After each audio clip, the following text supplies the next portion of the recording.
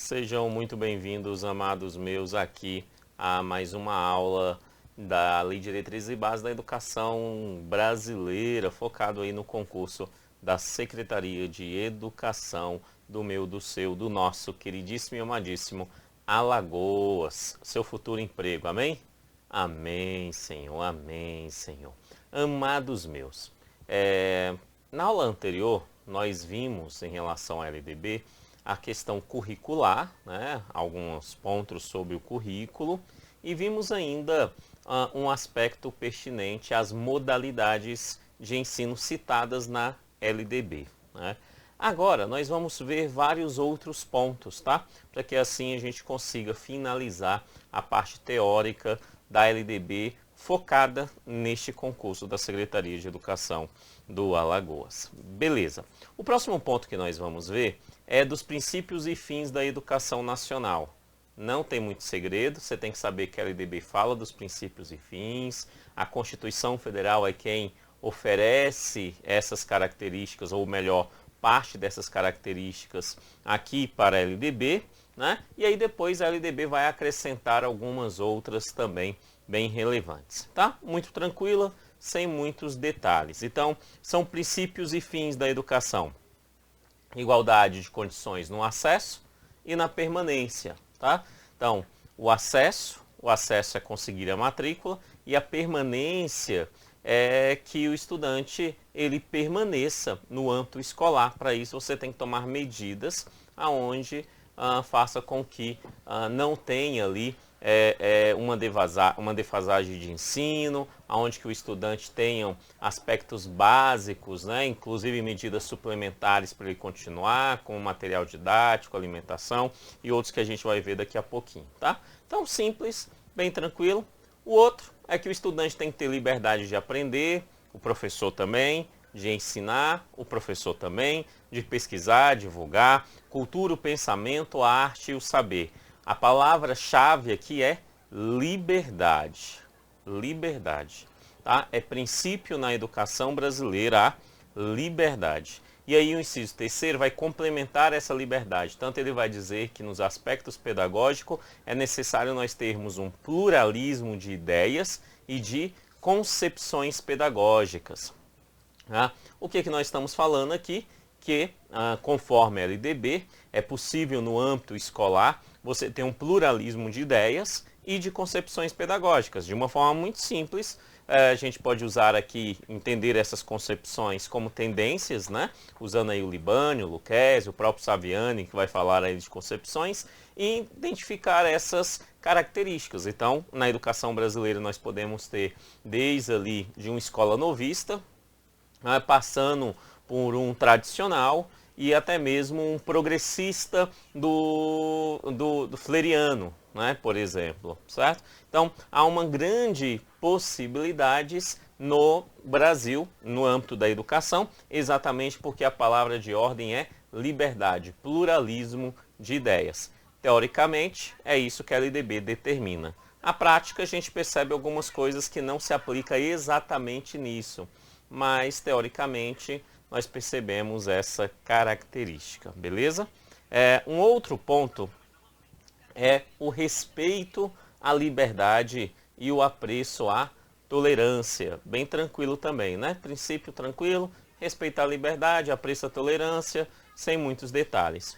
Um outro, coexistência de instituições públicas e privadas, também bem tranquilo, né? O outro é importante um detalhe nele, que é a gratuidade do ensino público em estabelecimentos oficiais, tá?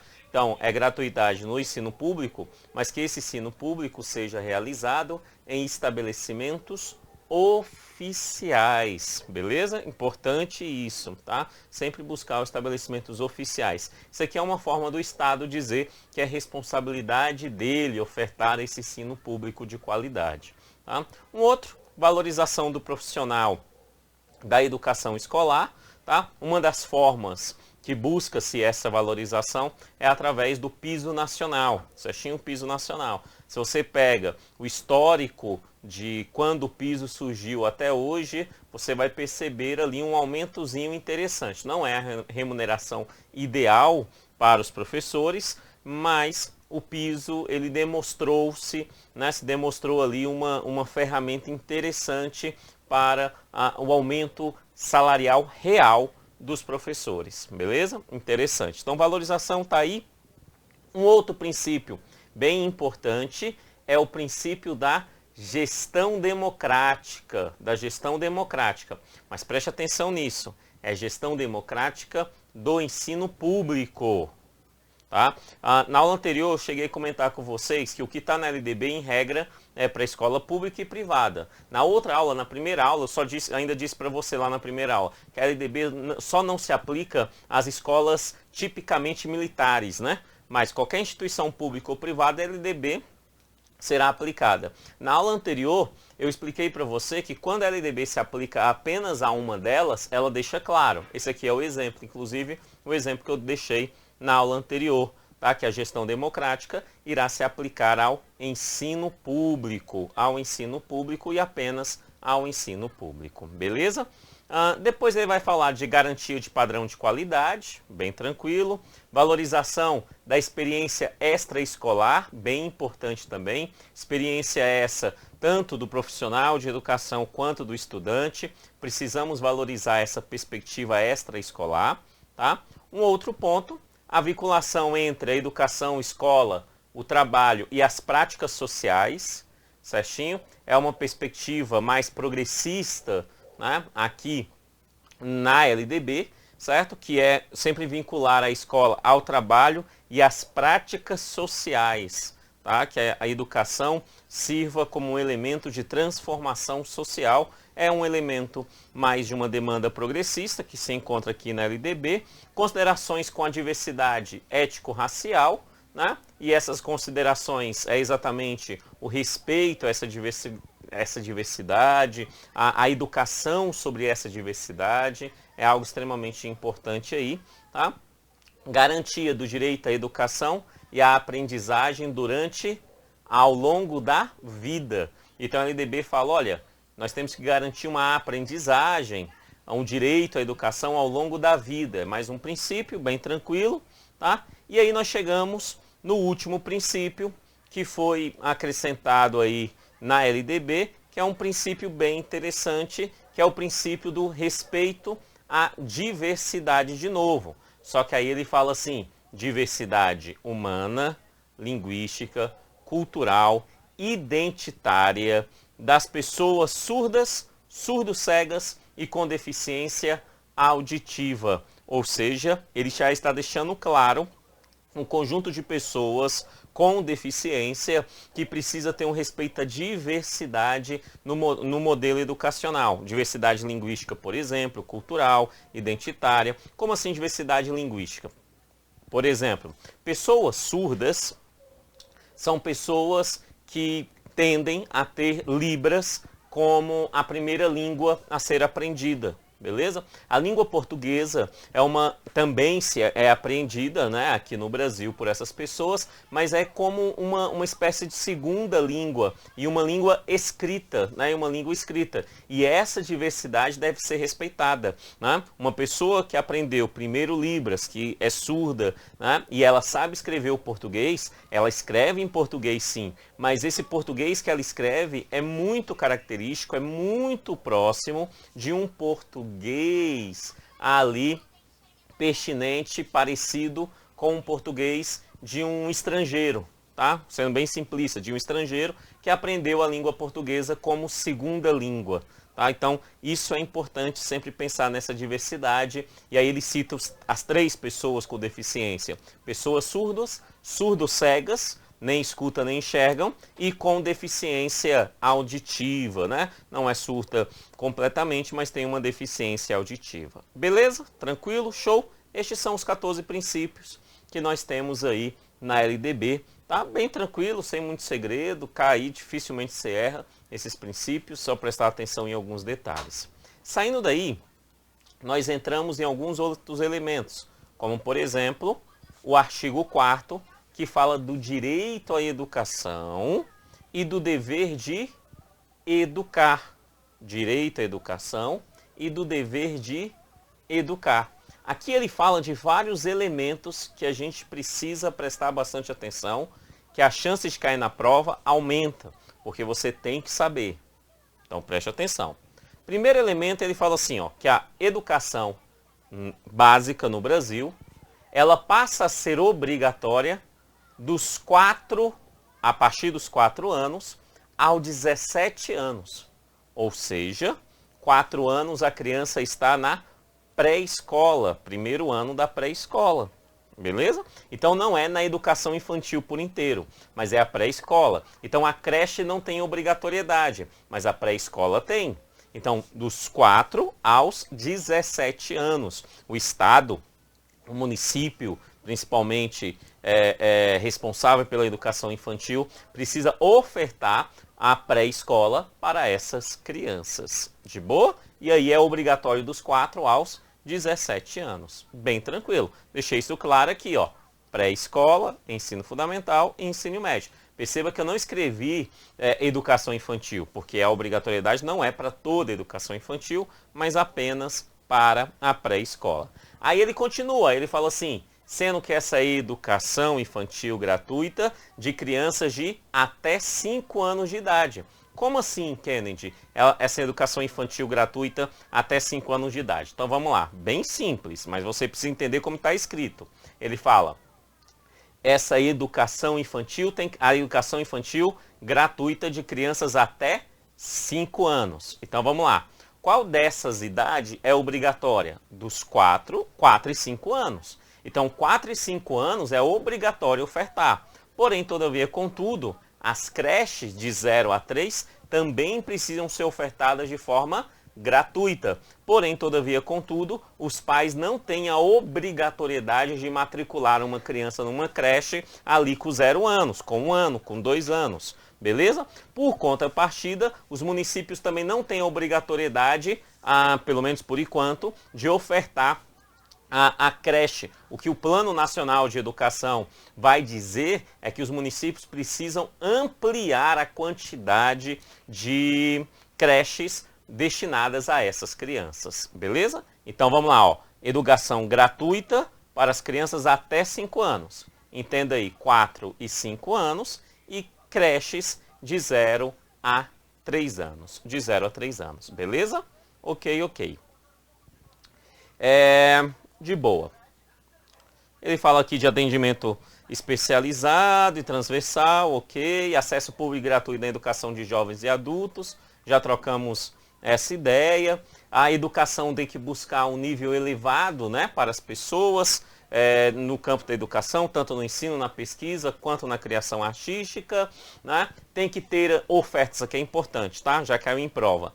Tem que ter oferta de ensino regular noturno, ou seja, o turno noturno não é exclusivo para a educação de jovens e adultos. O examinador já tentou colocar em prova afirmando isso, e essa afirmação é errada. No turno noturno, nós também temos o ensino regular, beleza? O ensino regular, de ensino médio, de ensino fundamental, sem a necessidade de ser educação de jovens e adultos, beleza? Ok. Tem que ter educação, então oferta para essas pessoas, para esses jovens e adultos, no âmbito da educação brasileira. Aí nós chegamos no tópico 7, que é um dos pontos que historicamente já caiu bastante na hora da prova e você precisa compreender eles bem. Preste atenção. Quando a gente fala da oferta no campo da educação, precisamos compreender que essa oferta, ela tem uma relevância. E que relevância é essa? A relevância dela é que é necessário ofertar para os estudantes programas suplementares. Porque esses programas suplementares ajudam a acontecer aquilo que um dos princípios determina, que é o princípio do acesso e da permanência. Esses programas suplementares na educação, eles ajudam a manter o estudante, a ter a permanência do estudante. Então é algo extremamente importante. E sim, você tem que lembrar quais são os programas suplementares. Sim, você tem que lembrar quais são os programas suplementares. E são programas no âmbito da educação. No âmbito da educação, beleza? Quais são esses programas suplementares, professor? Olha lá, programas suplementares em todas as etapas da educação básica. Então, em toda etapa, desde a educação infantil, ensino fundamental e médio. Quais são os programas suplementares? São 4. Existe um mnemônico bastante antigo que trata sobre esses 4. É o MATA. MATA, professor, é M-A-T-A, MATA. Tá? O que é o MATA? O MATA nada mais é do que M, de material didático escolar. É óbvio que para que você tenha um acesso à educação específico aí para as crianças, é necessário que eles tenham material escolar. Isso é óbvio, beleza? Então, além do material escolar, alimentação. Ó, MATA, alimentação. A alimentação também é fundamental, né? Como que na educação básica nós não vamos ter uma alimentação adequada a essas crianças, certo? Então também é um fundamento, uma medida suplementar, um programa suplementar que ajuda na permanência das crianças na escola.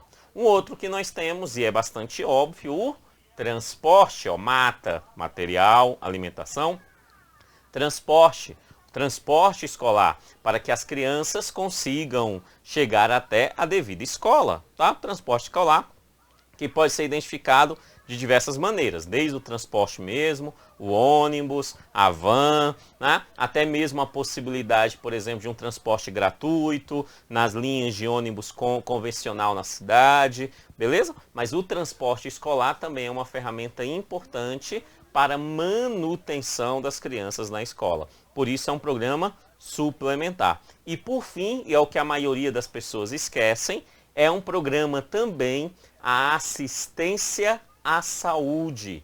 O programa Assistência à Saúde no campo da escola é fundamental para a permanência desta criança, desse estudante na escola, tá? E que programa é esse de assistência à saúde? Como é que ele funciona? Só para você entender. Talvez, só talvez, você lá na escola quando você estudava, alguém um dia foi lá e aplicou flúor.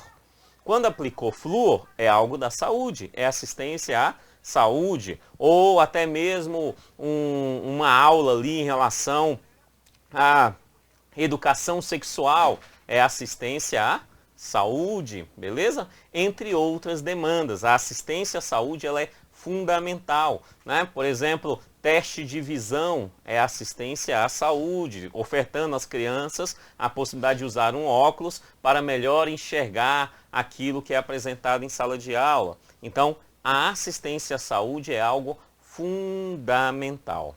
De boa? Tranquilo? Show! Show! Então, os programas suplementares são esses 4. Material didático escolar, transporte, alimentação e assistência à saúde. Você precisa lembrar, e é programa suplementar. Não é programa complementar. É programa suplementar. Beleza? São 4 programinhas extremamente importantes ali. Padrões mínimos de qualidade de ensino é uma outra característica. Nós temos que ter um padrão mínimo de qualidade de ensino, certinho? Além desse padrão mínimo de qualidade de ensino, nós temos aqui uma característica extremamente importante, que é identificar o que é esse padrão de qualidade de ensino. O que é esse padrão mínimo de qualidade de ensino que aqui é citado, né? Quando a gente fala desse padrão mínimo, a própria LDB vai nos dar um padrão mínimo, é aquele padrão que atende pelo menos ali os insumos indispensáveis para que essa educação aconteça. Certo? Um insumo indispensável. Por exemplo, material didático é um insumo indispensável. Certo? Material, um quadro, giz, pincel, né? É um material, é um insumo indispensável hoje. Eu espero que um dia as tecnologias também se tornem insumos indispensáveis. Tá? Então, quando nós falamos sobre padrão de qualidade mínimo, é aquela que tem ali um insumo indispensável sendo garantido. Beleza? Fechou? Ok. O tópico 9, bem relevante, é algo que já caiu em prova e algo que você tem que saber. Preste atenção, e eu acho que você já sabe isso, mas eu preciso falar para os encargos de consciência. Que quando nós falamos sobre a vaga para criança numa escola da rede pública de ensino, é necessário a gente perceber que essa criança, quando nós falamos de educação infantil ou de ensino fundamental, a vaga dessa criança precisa estar na escola mais próxima da sua residência. Na escola mais próxima da sua residência, sendo obrigatório, lembre-se, a partir dos 4 anos de idade. Então, a vaga, educação infantil, principalmente, obviamente, pré-escola, né? 4 e 5 anos, e ensino fundamental, obrigatoriamente, essa vaga deve ser destinada na escola mais próxima da residência daquela criança. De boa isso? Tá? Só para a gente começar a entender, né? Por exemplo, se são irmãos que estudem na mesma escola, tá? Então, essas coisinhas também é importante a gente lembrar, isso está mais lá nas diretrizes. Mas preste atenção num detalhe. Essa obrigatoriedade de escola próxima é para a educação infantil e para o ensino fundamental. Ela não é destinada aí ao ensino médio. O ensino médio não tem essa obrigatoriedade. Beleza? Tá? E até mesmo com a perspectiva da reforma do ensino médio, que nós vimos lá na primeira aula, né, nem caberia na reforma do ensino médio essa perspectiva de ser a mais próxima de casa.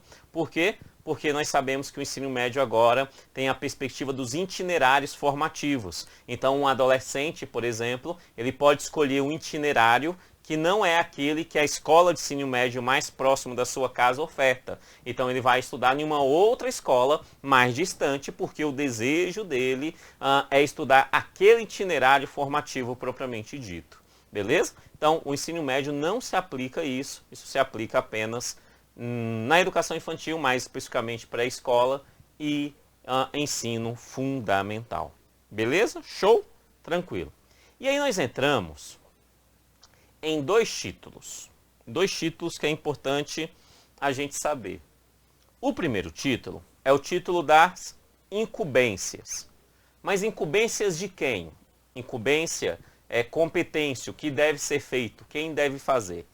Essa incumbência de quem? No primeiro título, a incumbência do estabelecimento de ensino. A incumbência da escola, do estabelecimento de ensino. Mas além desse título, nós temos um outro título lá abaixo, que é a incumbência dos docentes. Então, no primeiro momento, o que o estabelecimento de ensino precisa fazer, incumbências do estabelecimento de ensino, e depois incumbências do que os docentes precisam fazer. O examinador, ele às vezes tenta misturar essas duas incumbências. Ele fala das incumbências do estabelecimento de ensino, tentando confundir com as incumbências do docente. Você tem aqui duas formas de não errar uma questão sobre isso. A primeira forma é memorizar as incumbências. Você vai lá e memoriza. Incumbência do estabelecimento de ensino e incumbência do docente. Dificilmente você vai errar. Outra forma é compreender o que aqui está. E, em regra geral, é muito simples. Quando que é a incumbência do docente? Docente, professor, quando que é a sua incumbência? Muito simples. É quando você se vê fazendo aquilo. Quando você fala assim, isso é minha responsabilidade, eu preciso fazer. Se sou eu que preciso fazer, o docente, eu que preciso fazer, isso é incumbência do docente. Quando é incumbência do estabelecimento de ensino? Quando você olha e fala assim, isso aqui eu sozinho não faço. Eu posso até fazer em conjunto com os demais colegas professores, com a gestão da escola, mas sozinho eu não faço. Então, se sozinho você não faz, isso é uma incumbência do estabelecimento de ensino. Beleza? Se é algo que você consegue fazer porque é sua função, você fala assim, eu sou pago para fazer isso, é incumbência do docente. Então vamos começar por elas. Por exemplo, participar, você participa da elaboração do projeto pedagógico? Participa, sim. Agora se fala, responsável pelo projeto pedagógico, não é sua incumbência, é o estabelecimento de ensino. Participar, você participa, mas você não é o maior responsável por esse projeto. Beleza? Tá? Elaborar e cumprir o plano de trabalho. Sim, você faz um plano de trabalho e você tenta cumprir aquele plano de trabalho que você faz. Você zela pela aprendizagem dos alunos, é seu trabalho docente. Você estabelece as estratégias de recuperação do estudante, né, na sua disciplina. Perfeito, bastante tranquila. Você vai lá e ministra as aulas. Não é você que ministra as aulas? Não é o estabelecimento de ensino que ministra as aulas. É você. Você ministra as aulas dentro do horário, das horas-aulas estabelecidas. Você ministra essas aulas.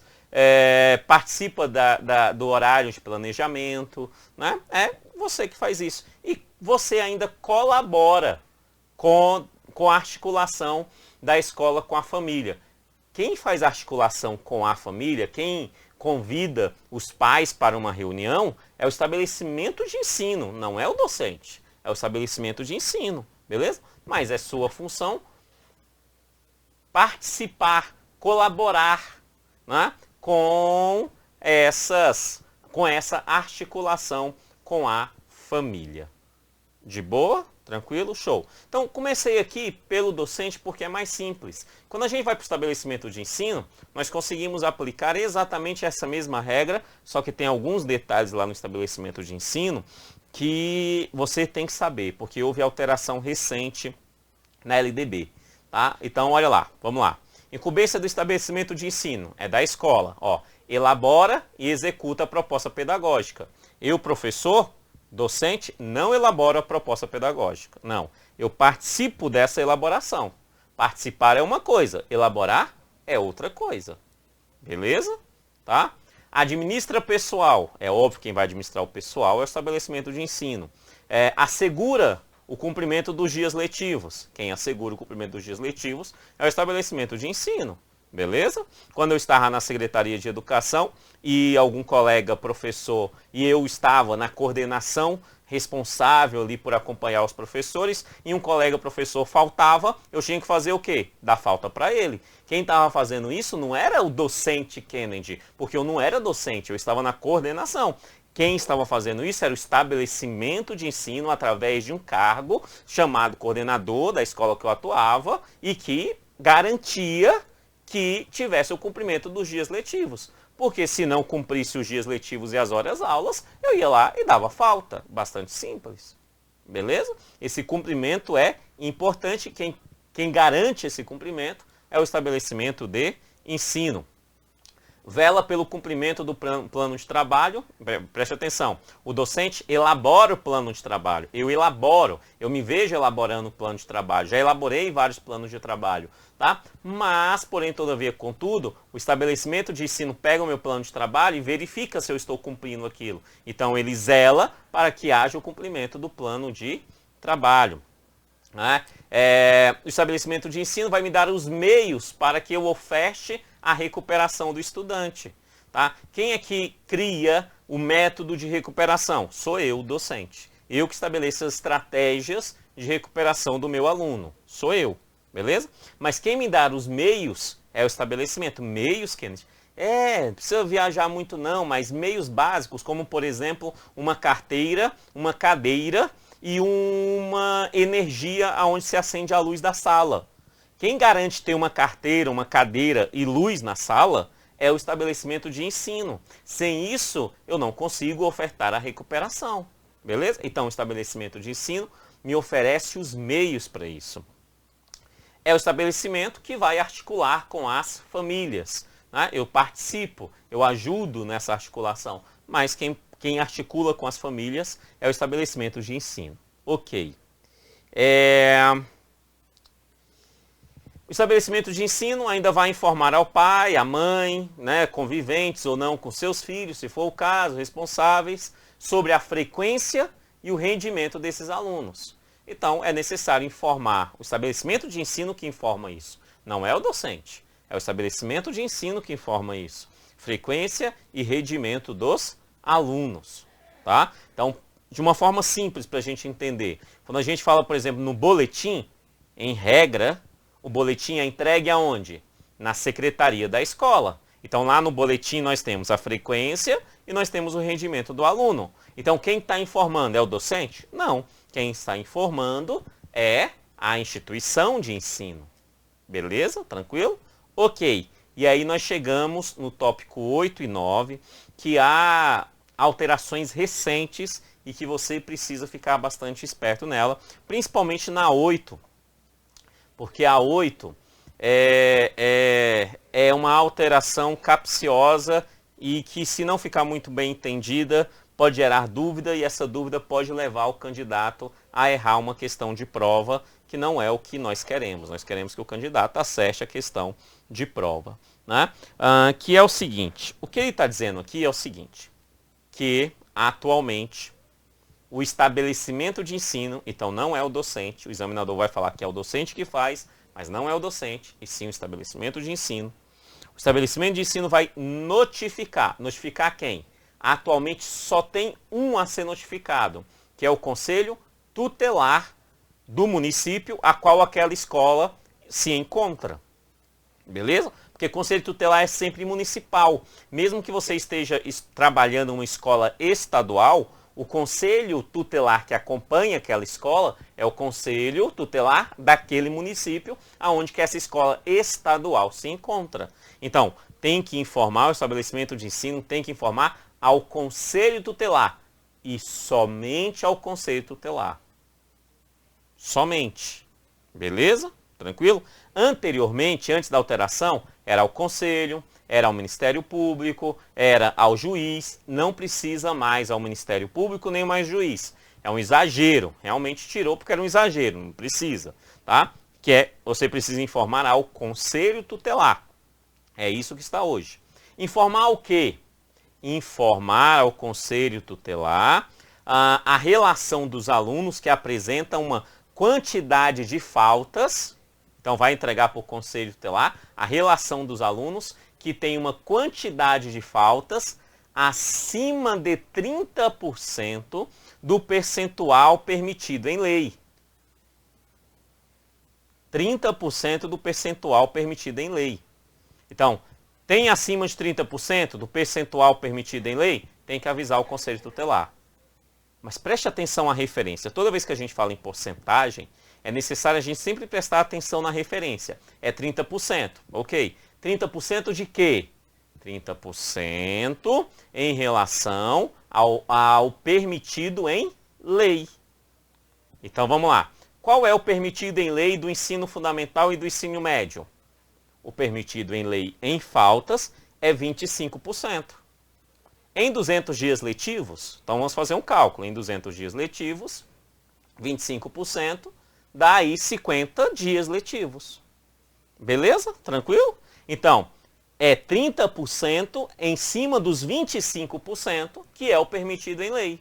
Então, em cima de 50% é 30% disso, ok? Que vai dar ali uma média de 15 faltas, 16 faltas, não fiz o cálculo, não, mas é mais ou menos isso. Então, chegou nessa quantidade, o nome dessa criança, desse jovem no ensino fundamental e no ensino médio, será colocado em uma lista e será encaminhado ao Conselho Tutelar do município, beleza? Se for na pré-escola, lembre-se que o número de frequência exigido é 60%. Então, o número de faltas permitido em lei é 40%. É 40% em cima de 200 dias letivos. Ok? Então, é 30% em cima desses 40%. 50% daria 100, 40% deve estar o quê? 80%?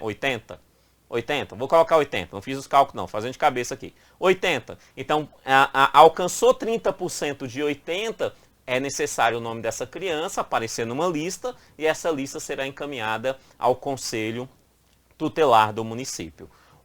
Qual é o risco? O risco aqui é o examinador tentar te confundir da seguinte maneira. Falar que é necessário informar o Conselho Tutelar quando a criança ou adolescente alcançar 30% das faltas do ano letivo. Quando ele alcançar 30% das faltas do ano letivo, no ensino fundamental e médio, essa criança, esse adolescente já está retido. Já está retido. Vai avisar para quê? Ele já está retido. Porque não é 30% das faltas, mas sim 30% do total permitido. E qual é o total permitido? 25% ensino fundamental e médio, 40% pré-escola. Então é 30% em cima do total permitido. Não esqueça disso. É algo novo na LDB e que se cair derruba meio mundo de gente. Porque as pessoas podem até ler e lembrar, é 30%. Mas é 30% em cima de quê? Aí o examinador fala, 30% em cima do total, 30% do ano letivo. Já está errado. É 30% do total permitido. Fechou? Ok. Outro ponto que é incumbência, estão nas incumbências, né? Incumbência do estabelecimento de ensino. É incumbência do estabelecimento de ensino tomar medidas, quem faz isso é o estabelecimento de ensino. Eu, como docente, eu participo desse processo, mas quem cria essa incumbência, quem é responsável por isso, é o estabelecimento de ensino, que vai combater o bullying. Bem simples, tá? Combater o bullying. Também, algo novo, está na LDB, que é função do estabelecimento de ensino, promover a cultura de paz, né? A cultura de paz, bem tranquilo. Né? E no 11, também, algo que está aí na LDB, por determinação do ECA, né? Lá no Estatuto da Criança e Adolescente, quando a gente estiver tendo o curso focado para a Secretaria de Educação do Estatuto da Criança e Adolescente, eu vou, obviamente, focar naqueles pontos com mais chances de cair na sua prova. E um desses pontos é interessante, que é o combate às drogas, que é algo que é novo, de certa forma, no ECA, né, em vários lugares, como clubes e tal. Então, o que a LDB faz é, no ECA colocou, então vamos colocar aqui na LDB também, dizendo que o estabelecimento de ensino tem que ser um ambiente escolar seguro, tem que ser seguro, adotando medidas de prevenção e enfrentamento à dependência e ao uso de drogas. Beleza? Fechou? É algo bastante relevante aí, este ponto. Beleza, beleza. Incumbência dos docentes falamos. E aí, nós entramos num tópico, que é um tópico razoavelmente grande, e é o último tópico aqui da teoria, mas eu preciso nele, de fato, trabalhar alguns pontos específicos com você, que é principalmente as comparações. Do que eu estou falando? É o seguinte, a LDB fala assim, você já sabe que a educação brasileira não tem um sistema único, não tem. Então são vários sistemas, o sistema da União, o sistema dos estados, cada estado tem o seu, são 26 estados, cada um com seu sistema de educação. O do Distrito Federal e de cada município pode ter o seu próprio sistema de ensino, pode ter, a maioria tem. Tá, o seu próprio sistema de ensino. Beleza. Tá? Você já sabe disso. Então isso significa que cada um tem as suas respectivas incumbências, as suas respectivas responsabilidades. Tá?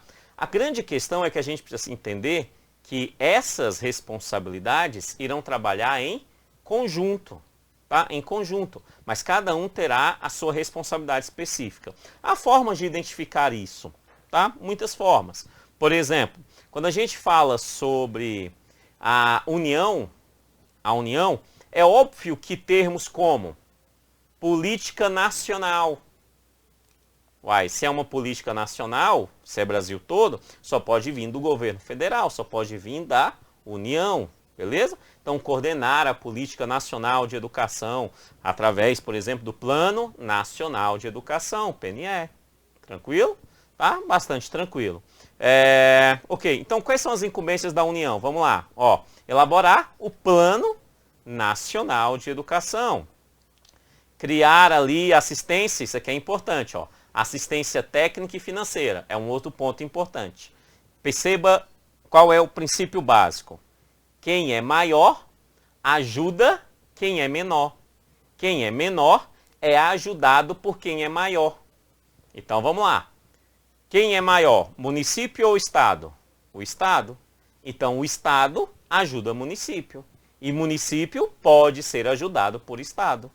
Quem é maior, União ou Estado? União. Então, União ajuda Estado. E Estado pode ser ajudado pela União. Quem é maior, União ou município? União.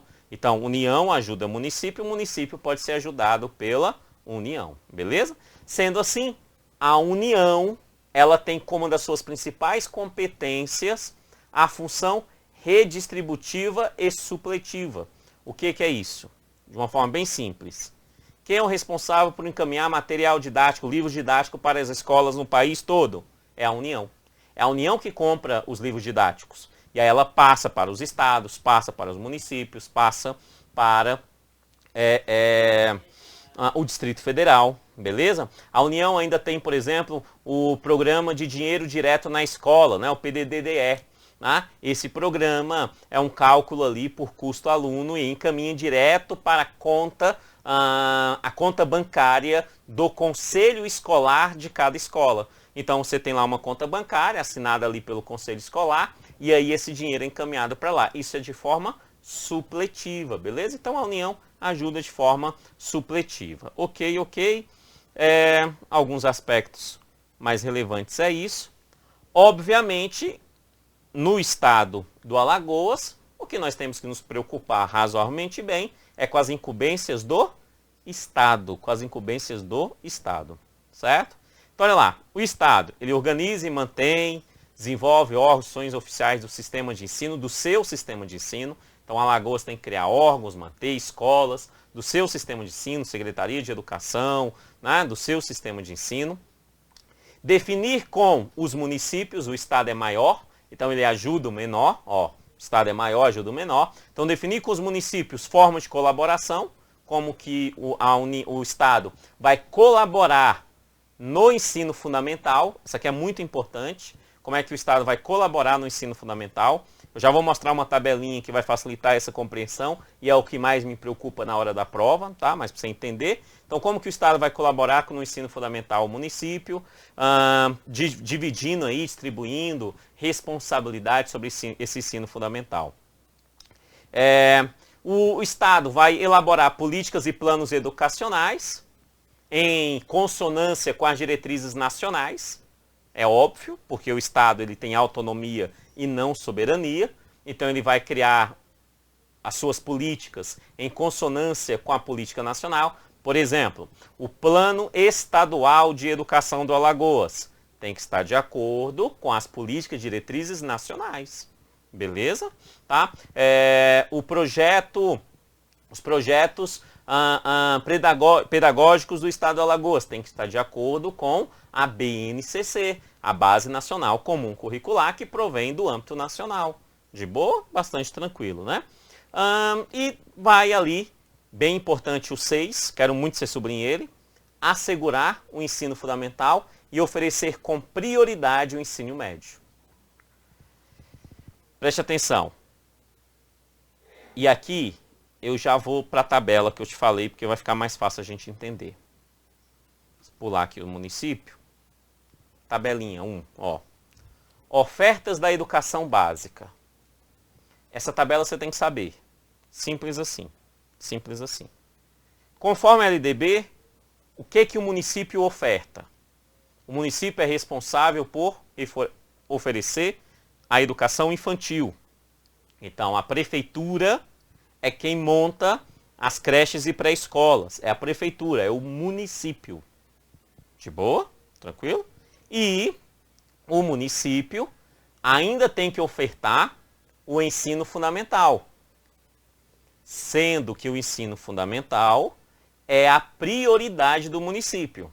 Ou seja, o município ele tem uma grana para investir numa escola. Ele está precisando criar uma creche e uma escola de ensino fundamental. Qual é a prioridade dele? Só pode construir uma, que só tem grana para uma. Qual é a prioridade dele? A escola de ensino fundamental. Então, o município, ele oferta a creche e o ensino fundamental de forma prioritária. E quando falamos em ensino fundamental é 9 anos, é do 1º ao 9º ano. É o município responsável por ofertar ao primeiro ao nono ano. Beleza isso? Tranquilo? Ok. Ah, professor, aqui no Alagoas tem escolas do estado que ofertam ensino fundamental. Tem. Por que que tem? Porque a lei permite, nessa mesma tabela. Olha as funções do estado. Qual é a função do estado? Qual é a função do Alagoas? O Alagoas precisa oferecer com prioridade o ensino médio. O estado é quem é o responsável por ofertar o ensino médio. Beleza? Mas olha o que ele diz em relação ao ensino fundamental.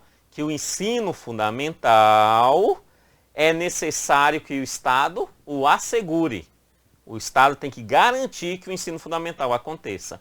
Traduzindo, quando a gente volta lá atrás e a gente vê aqui, ó, políticas de colaboração com os municípios em relação ao ensino fundamental, o que ele está dizendo é o seguinte: quando o município não tem condições de garantir que o ensino fundamental aconteça com custos do próprio município, o Estado faz um acordo de colaboração.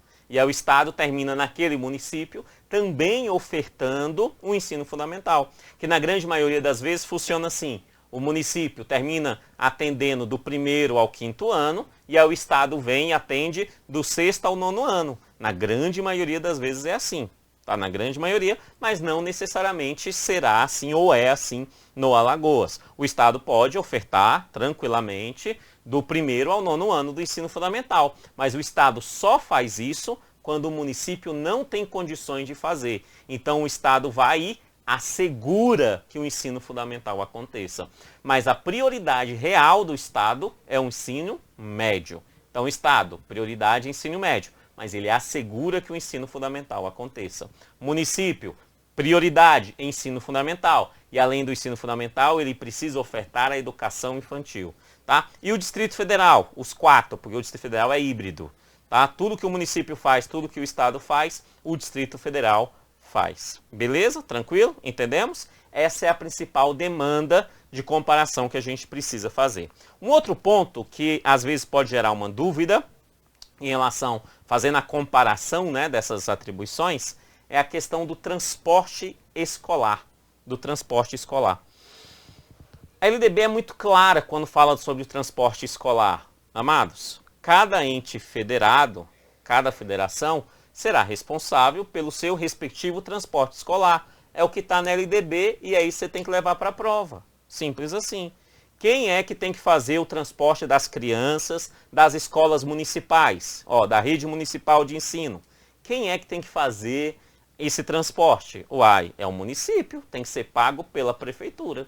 Quem é que tem que fazer o transporte das crianças da rede estadual de ensino? É o Estado que tem que fazer. Beleza? E quem faz no Distrito Federal é o próprio Distrito Federal, afinal ele é híbrido.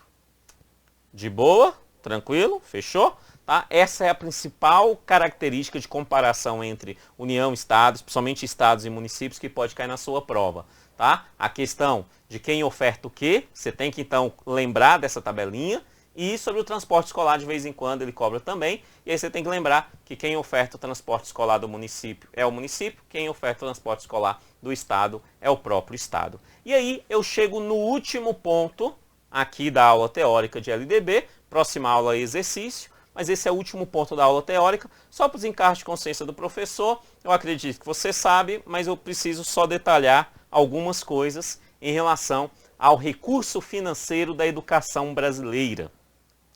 Recurso financeiro. Da onde que vem o dinheiro para educação? Certo? O que você tem que saber, basicamente, é esses 4 pontinhos aqui. Tá?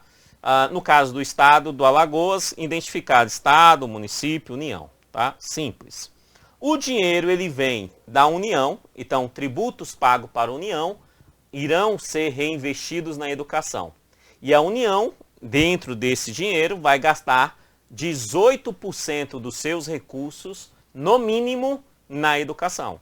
Então, 18% dos recursos da União, no mínimo, será destinado à educação. A União tem muita grana e destina muita grana para a educação. tá? A questão é a gestão desse dinheiro, mas que tem grana, tem. Lembrando que a União tem responsabilidades próprias, como universidades federais, institutos federais, né? E ela também auxilia os estados e municípios de forma suplementar. Ela manda dinheiro para as escolas, para os estados, para os municípios, compra material didático, encaminha, né? Então ela tem funções e tem esses 18% aí da União, então, para a educação, no mínimo, lembre-se disso, ok?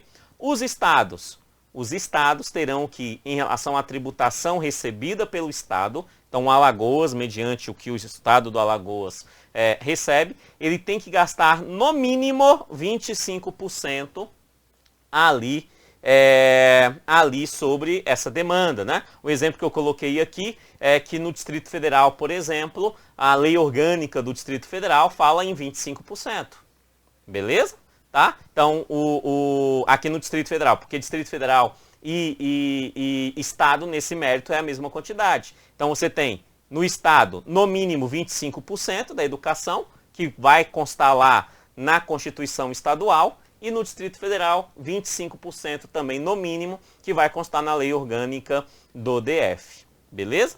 Tá? Então, no DF é 25%, está lá na lei orgânica, do Estado, cada Estado vai ter, mas a maioria dos Estados respeita essa demanda e coloca 25% no mínimo ali destinada para a educação, tá? E os municípios? Também, ó, no mínimo 25% dos tributos que o município recebe devem ser destinados à educação do município, tá? Então, o município entra com 25% para o município dos tributos que ele recebe, o Estado no mínimo 25%, o DF também no mínimo 25% e a União no mínimo 18%, tá? No mínimo 18% ali. Beleza, tá? Essa é a principal demanda aí sobre os aspectos da educação. Em relação a recursos financeiros, ainda tem receita de transferências constitucionais e outras transferências, do salário e educação e outras contribuições sociais, receita vinculada a incentivos fiscais e outros recursos previstos em lei, mas o que você precisa lembrar mesmo é a porcentagem. União e o termo no mínimo, sempre o termo no mínimo. União no mínimo 18, Estado no mínimo 25, DF no mínimo 25 e município no mínimo 25. Beleza? Isso é a LDB, os pontos primordiais para o concurso da Secretaria de Educação do Alagoas. Próxima aula, exercício, aonde nós vamos fazer várias questões, revisando tudo isso que nós vimos e tentando pensar igual o examinador para, na hora da prova, acertar as respectivas questões. Valeu e até lá. Tchau, tchau.